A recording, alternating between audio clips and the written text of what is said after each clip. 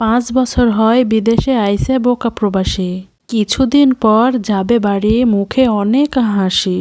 করবে গিয়ে বিয়ে শাদী, নেছে সোনা দানা। স্বপ্ন এলো মনের মধ্যে পুরো 16 আনা। এমন সময় বাড়ি থেকে খবর এলো তার, বাড়ির পাশে 2 কড়া জমি কিনা যে দরকার। বাবা মায়ের মনের আশা এই জমিটাই চাই, আমার কাছে এই জীবনে আর চাওয়ার কিছু নাই। এমন সস্তা জমি তো আর পাওয়া যাবে না, যেই করে হোক এই জমিটা বাবা কিনে দাও না। ছেলে বলে কয়েকটা দিন পর বাড়ি আসতে চাই। মুহূর্তে কেমন করে জমি কেনা যায়? বাবা মায়ের মুখ থেকে ঠিক তখন এই কথাটা শোনা যায়, এই বছরে বাড়ি না আসলে সমস্যা তো নাই। কষ্ট করে ধৈর্য ধরে আরেকটা বছর থাকো। বাড়ির পাশের এই জমিটা না হয় নিজের নামেই রাখো। কষ্ট করে এই বছর আর বাড়ি এসো না। 1 বছর দেরিতে আসলে তেমন ক্ষতি হবে না। কি আর করা, বাবার কথায় ঠিক তখন জমি কেনা হয়। বিয়ের কথা ভুলে গিয়ে ছেলে আরেক বছর বিদেশে রয়। আশায় আছে সামনের বছর বাড়িতে যাওয়া হবে তার। কিন্তু না, এবার তার বোনের বিয়ে, বাড়িতে যাওয়া হয়নি আর তার। সবাইকে সুখ দিতে দিতে নিজের সুখটাই নাই। এমন করে অনেকটা বছর প্রবাসে কেটে যায়। সময় মতো হয়নি বিয়ে ওই প্রবাসীর আর। টাকার পিছনে জীবন যৌবন সবই যে ছারখার। প্রবাসীদের মনের কষ্ট বোঝার কেউ নেই। সবাই ভাবে তারা কতই না সুখে আছে। প্রবাসকে ছাড়তে চাইলেও ছাড়তে পারে না তারা।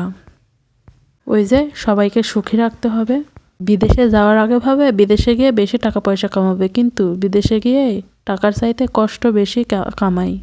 তাদের তখনই তো বেশি কষ্ট লাগে যে ঈদের দিনটাও প্রবাসে কাটাতে হয় প্রিয়জনদের ছেড়ে। আর তার থেকেও বেশি কষ্ট হয় দেশে এসে যখন শুনে দেশে কারো জন্যেই কিছু করেনি। মা বাবা ভাই বোন আত্মীয় স্বজন সবাই তখন তার কাছ থেকে মুখ ফিরিয়ে নেয়।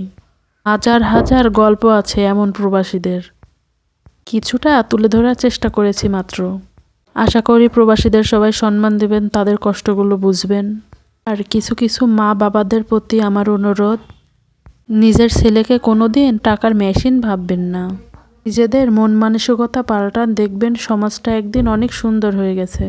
অনেক কথাই বললাম, কথা বলতে বলতে এদিক দিয়ে আমি বিরিয়ানি রান্নার জন্য মাংসটা রান্না করে নিয়েছি। নিয়ে তার মধ্যে আমি চালটা আধা সিদ্ধ করে নিয়েছি। এখন আমি মাংসগুলো স্তরে স্তরে দিয়ে দিচ্ছি। তার মধ্যে আমি পেঁয়াজ বেরেস্তা করে রাখছিলাম, সেই পেঁয়াজ বেরেস্তাগুলোও দিয়ে দিচ্ছি। এভাবে রান্না করলে আমার ছেলে খুবই পছন্দ করে। বিরিয়ানি কার পছন্দ না, বিরিয়ানি সবারই পছন্দ। শুধু পছন্দ মনে হয় আমার বরেরই পছন্দ না, আমার বর এটা খায় না। আমার আর ছেলের জন্য রান্না করছি, আর আমার শ্বশুর শাশুড়ির জন্য রান্না করেছি। আমার শাশুড়ি খুব একটা খায় না, আমার শ্বশুর খায়। তো 3 জন মিলেই খাবো এই আর কি। এভাবে আমি স্তর বাই স্তর সব কিছু দিয়ে দিব, দিয়ে একটু কিছু কাঁচামরিচ দিয়ে দিচ্ছি। কাঁচামরিচটা দিলে ফ্লেভারটা অনেক সুন্দর আসে। এখন আমি একটু দমে রেখে দেব, যেহেতু চালটা আধা সিদ্ধ হয়ে আছে, পুরো সিদ্ধ তো হয়নি, এভাবে তো আর খাওয়া যাবে না। তার জন্য আমি দমে বসিয়ে দিয়েছি। দেখেন কি দারুণ একটা কালার এসেছে, আর এতটা পারফেক্টলি হয়েছিল রান্নাটা, কি আর বলবো। তো এখানে আমি ঘি দিয়ে দিচ্ছি।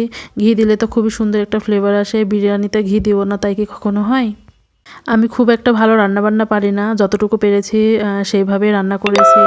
তো এটাই আপনাদের মাঝে শেয়ার করেছি। আপনারা কে কেমন করে রান্না করেন অবশ্যই জানাবেন, আর আমারটা কেমন হয়েছে রান্না করা অবশ্যই কমেন্টে বলবেন।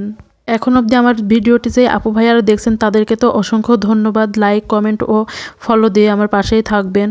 আর রান্না বাড়া কমপ্লিট, গোসল সেরেছি, নামাজ পড়েছি, এখন দুপুরের খাওয়ার জন্য চলে এসেছি। মা ছেলে মিলে খেয়ে নেব।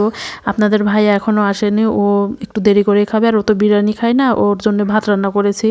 তো যাই হোক, যে যেখানে থাকবেন ভালো থাকবেন। আল্লাহ হাফেজ, আসসালামু আলাইকুম।